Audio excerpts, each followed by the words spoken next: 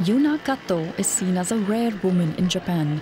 As an engineering student in Tokyo Institute of Technology, she is one among a very small pool of women.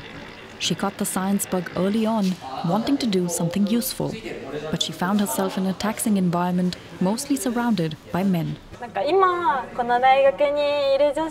Women in this university come prepared, knowing that there are a lot of men here. But the number of women who have given up is not small. Many women in Japan drop out due to lack of structural support. Several others are dissuaded by social stigma.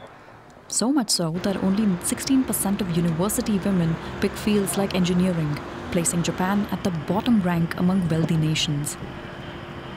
The government wants to fix that.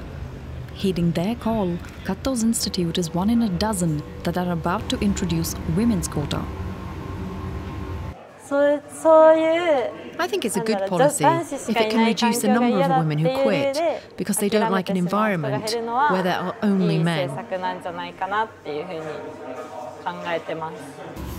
Starting spring of 2024, Tokyo Institute of Technology wants at least 20 to 30% of new STEM students to be women. The number currently stalls at 13%. There is still a strong unconscious bias in Japan that women are not suited for science or that they do not need to go to university. I think this is a reason why women are missing in STEM.